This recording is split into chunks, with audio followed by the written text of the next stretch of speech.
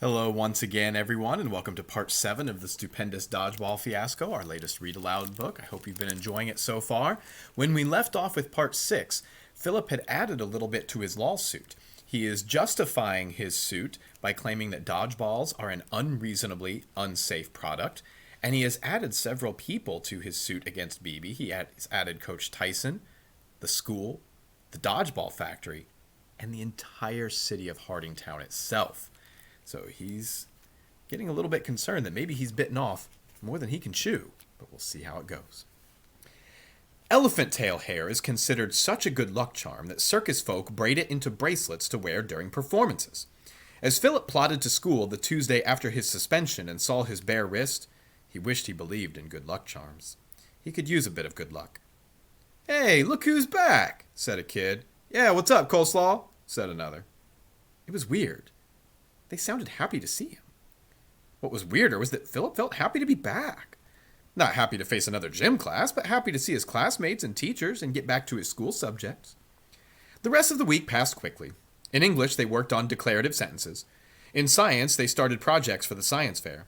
In history, they learned about the Industrial Revolution. If only there were no gym class tomorrow, Philip thought Sunday evening. Another stomachache made him skip dinner. He went to bed early, but had trouble falling asleep. When he was a little boy and couldn't sleep, he and his mom would play war with a deck of magic cards. No matter how they shuffled, they would always draw the same cards.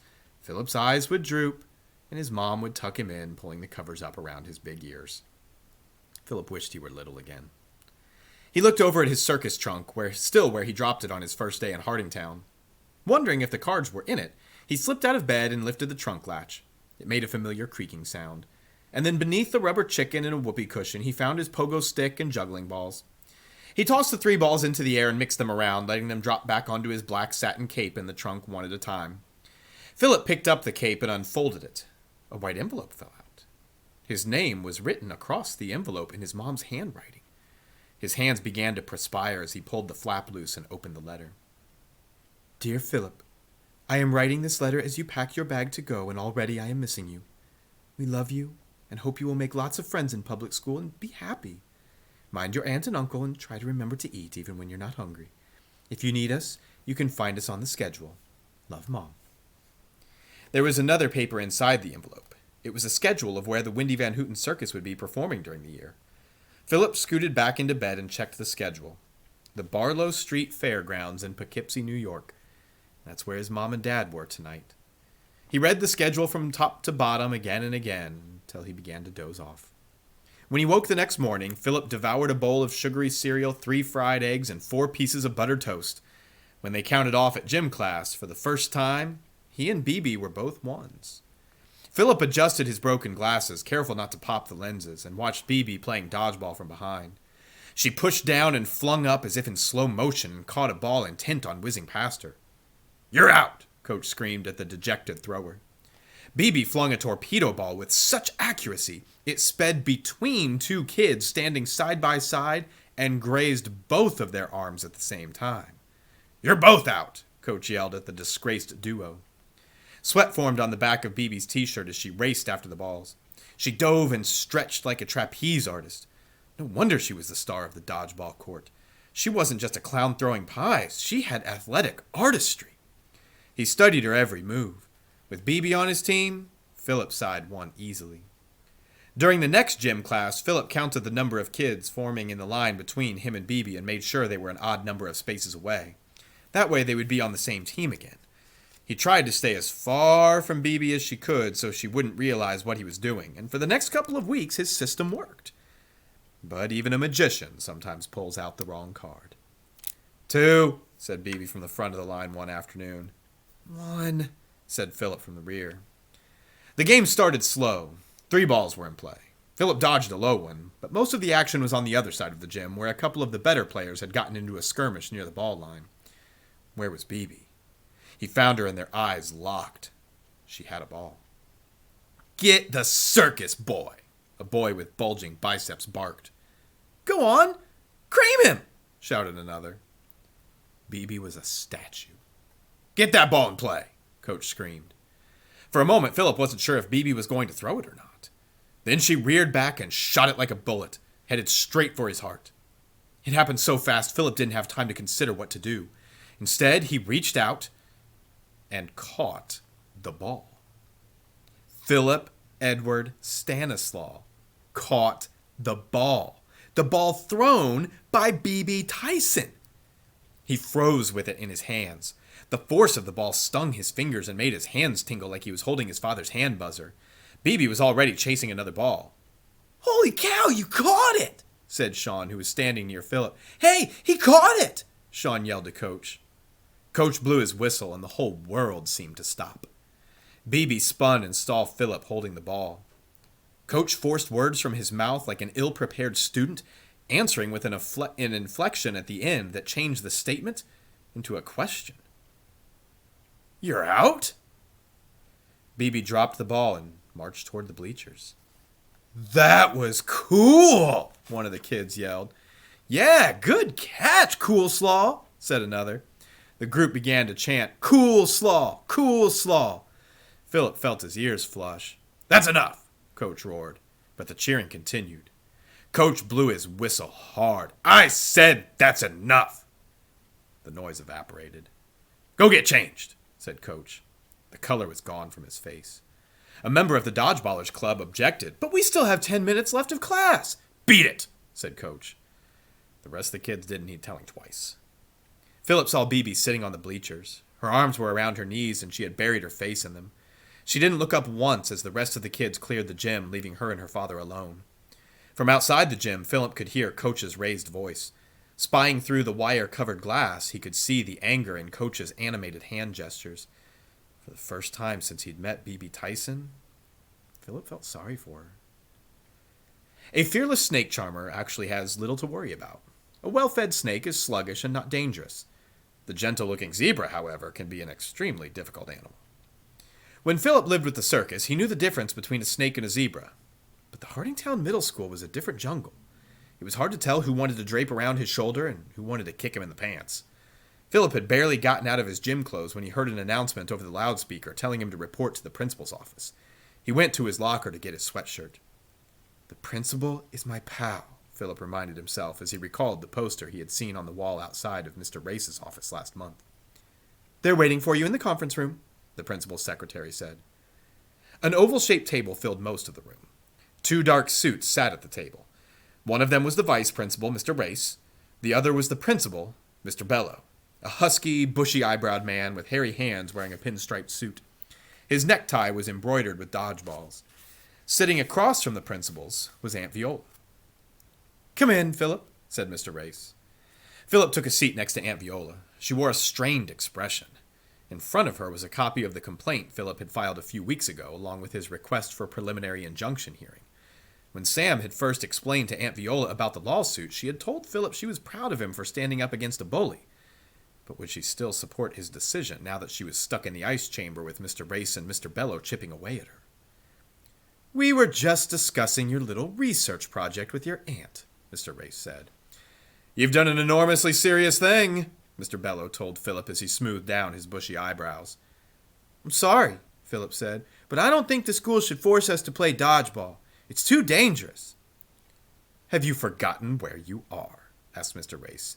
"In Hardingtown, playing dodgeball is a privilege." "Yes," agreed Mr. Bello, "playing dodgeball is an honor." Philip wanted to be respectful, but he felt his mouth open and heard his voice coming out. "Getting my glasses broken was not an honor." "Young man," Mr. Bello said, "that bad attitude is not amusing." Philip looked at the vice principal. He looked at the principal. Mr. Bello was right. They did not look amused at all. "Viola," said Mr. Race, "you have my sympathies, taking in a boy who is constantly stirring up trouble." Philip's eyes stung. He squeezed them shut and tried to think of something else. Anything else. Mr. Race has a big face. Mr. Race has braces on his face. Mr. Race ate a shoelace. Now disappear from this place without a trace. He opened his eyes, but the vice principal was obviously still there. "A boy who refuses to even try to get along," added Mr. Bello.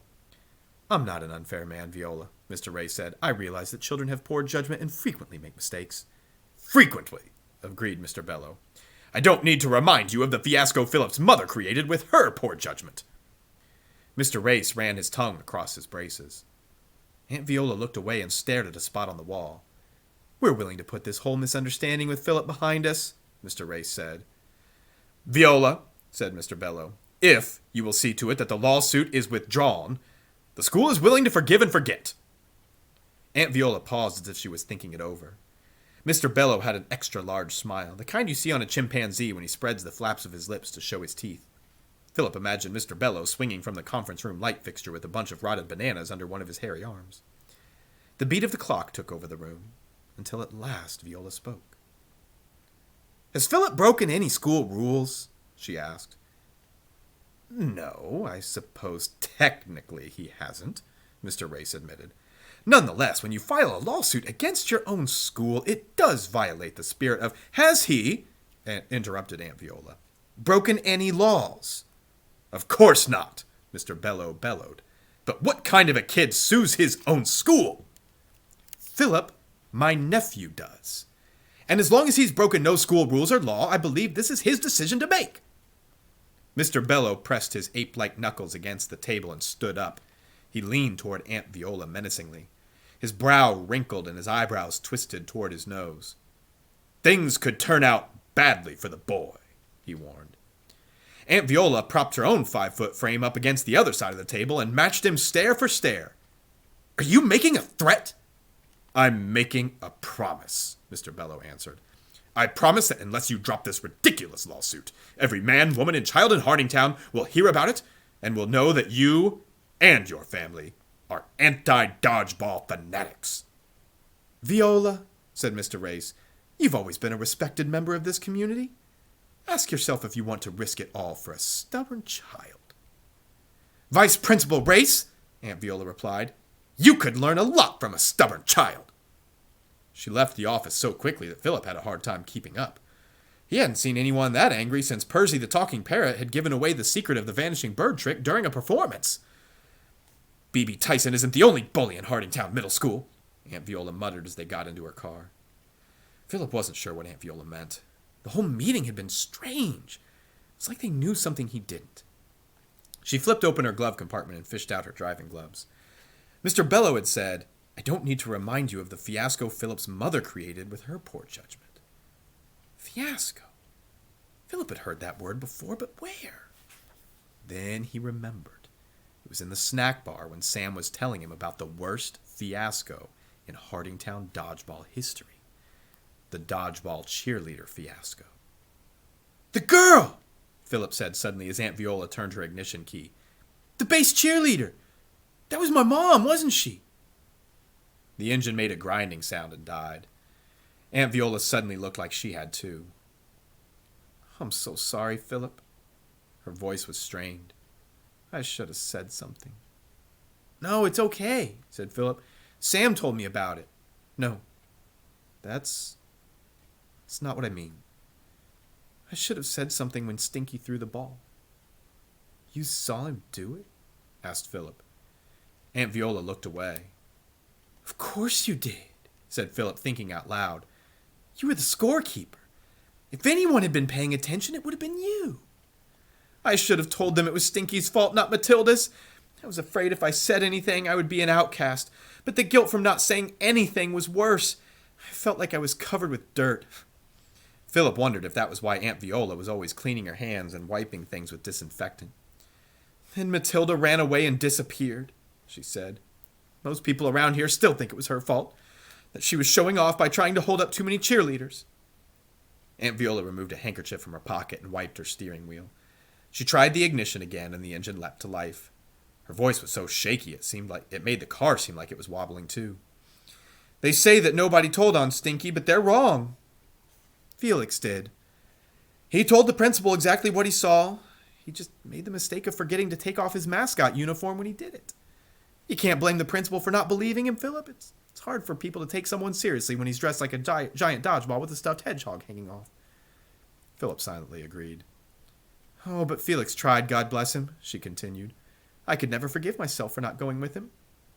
But Felix forgave me. He loved me anyway. Forgive and forget, that's his motto. I guess the forgiving is worth his forgetting." Aunt Viola's face softened and her driving became smoother. "I'm glad you told me. Philip said. He wanted to ask Aunt Viola for more details about the fiasco. Where did his mother go when she disappeared? Whatever happened to Stinky? But he figured maybe he should be quiet and try not to further upset Aunt Viola. He figured he had caused enough of a commotion for one day. When the circus comes to town, local people are often hired to do odd jobs. To ensure they get paid before the circus pulls up stakes, local authorities used to remove a nut from the wagon wheel of the circus office. Consequently, a nut in circus lingo is a term for the daily cost of operating a show. A nut in the vocabulary of public school children is a person who does something that seems insane, like suing your uncle's boss. Philip knew that Uncle Felix would be home after dinner. Aunt Viola said it was Philip's job to tell Uncle Felix about his lawsuit. He should have told him earlier, but talking to Uncle Felix always seemed to make things worse, so he kept putting it off. Aunt Viola had been wonderfully understanding about the lawsuit, even supportive, but Uncle Felix might react differently. After all, he worked at the dodgeball factory. How would Uncle Felix feel about his nephew suing his employer? When they pulled up to the house, Uncle Felix was already sitting on the front stoop. A worried expression came across Aunt Viola's face. Tell me you came home early because you're sick or something, she said. Well, it was something, he answered. Fired again? She asked. Now, Viola, it wasn't my fault. They don't fire people for nothing, she said. She pushed past him and went into the house. It really wasn't my fault, Uncle Felix said to Philip. You believe me, right? I do believe you, Philip said. I should tell him about the lawsuit right now, he thought. Whatever the reason they told him he was fired, the real reason was the lawsuit. Almost as if on cue, Uncle Felix asked, Do you know why I got fired? Philip nodded. It was that missing screw. If it wasn't for that missing screw, the door to the seaming machine would have stayed shut. You can't let dust get into the machinery. It would be dumb enough to leave the door open. It wasn't the screw, Philip said. It was me. What are you talking about? I sued the dodgeball factory, Uncle Felix. I didn't want Aunt Viola to have to pay for my new glasses. You did what? Uncle Felix asked. I didn't think about what would happen to you. They fired you because I sued the factory. For the first time since he had met Uncle Felix, the man was rendered speechless, momentarily. Then a sly smile spread across his face. I'll be doggoned, Uncle Felix said. I apologize for getting you fired, said Philip. You didn't get me fired, Uncle Felix whispered. He motioned for Philip to move closer. It wasn't the screw either. That was just something I cooked up for Viola so she wouldn't hit me with a frying pan. The truth is, he looked around. I forgot to put the lid on the toilet seat after I used it. They can fire you for that? They can fire you for that? Philip said. Actually, the company president fired me for using her private bathroom instead of the employee's restroom. Forgetting to put the seat down's how I got caught. Philip didn't know what to say. That's the third time this year I've lost my job for forgetting to do something. Listening to Uncle Felix talk about his troubles was kind of weird. No grown-up had ever confided in Philip like this before. He wanted to help, but Uncle Felix was a good guy, just forgetful. He wasn't that different from Philip's dad. Both were clownish, except his dad had found a way to turn it into a career. Maybe Sam was right. That was kind of cool. But the important thing right now was to help Uncle Felix find a new job. Philip went straight to Sam, who agreed that he would ask around. Within a few days, with Sam's help, Uncle Felix had a new job as a cargo loader at the Hardingtown airport. Sam also gave Philip an update on what was happening in the lawsuit. There was grim news. I got a call from an old friend who works at the trophy shop, Sam explained as they sat at their usual table. Seems the lawyers for the dodgeball factory are poking around asking questions about you. But why? Asked Philip. Digging up dirt for the hearing, most likely, said Sam. I don't understand.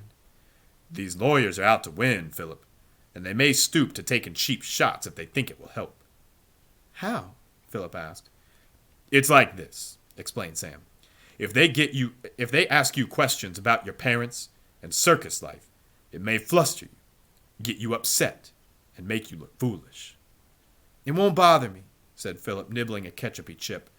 Everybody already knows I came from the circus. Do they know your mother is the fat lady? Do they know you have a morbid fear of custard pie? Do they know your father is a clown and that he does a gag wearing a baby diaper and a bottle? Philip felt his ears flush. "Can't you stop them?" "I can try," said Sam. "But the bottom line is you have a decision to make. Are you willing to continue with your lawsuit, even if it all comes out?" Philip imagined a banner hanging across Hardingtown Middle School that said, "Philip Edward Coleslaw is a pie-fearing elephant poop scooper with a diaper-wearing clown dad and a fat lady mom." "I made you promise not to quit," Sam said, "but I don't want you to get hurt worse. So I'm releasing you from your promise. If you want to drop the lawsuit rather than have the whole school find out about your family, if you're just afraid to go on, I'll understand." Philip leaned back in his chair. Its legs made a squeaky sound against the floor. How had things gotten this out of hand? All he wanted was to be a regular kid. Maybe he should drop the lawsuit. Mr. Ray said it was wrong for a kid to sue his own school. Maybe he was right. "What do you think I should do?" Philip asked Sam. "It's your decision," Sam said. Philip thought about what would happen if he quit. He thought about going back to school and having to play dodgeball again. He thought about watching the kids getting beaned and bumped and slammed and whacked and hearing them being called sissies if they didn't pretend to enjoy it. He thought about Stinky throwing the dodgeball at his mother, and of all the people who saw but were too scared to do anything about it. If he did nothing, would he, like Aunt Viola, spend the rest of his life regretting it? Philip took a deep breath. "I don't want to drop the lawsuit," he said, "and I'm not afraid to go on." And that will be our stopping place for part 7. A big reveal in the middle of today's section that Philip's mother was the base cheerleader, and maybe you had put that together already on your own. There had been little hints and clues that perhaps that was the case. But whatever happened between Philip's mother and Stinky, no one believed that Stinky threw the ball because when his uncle reported it, they didn't take him seriously because he was still wearing the mascot costume. Other people saw it, but no one else reported it. So one lesson that can be learned is if you see something that you know is wrong, let somebody know. You don't want that to just go unreported where they might get away with doing something that's really, really wrong or perhaps even illegal. But now at the end of today's reading, it's very possible that things are going to get tough for Philip. But he's bound and determined to continue this lawsuit. And then early in today's reading, oh goodness, the thing with BB where Philip actually eliminated her from the dodgeball game by catching the ball, and then Coach really laying into her with anger at her getting eliminated by Philip of all people. Said Philip felt bad from her. And there was a moment there where she had a clear shot at him and hesitated.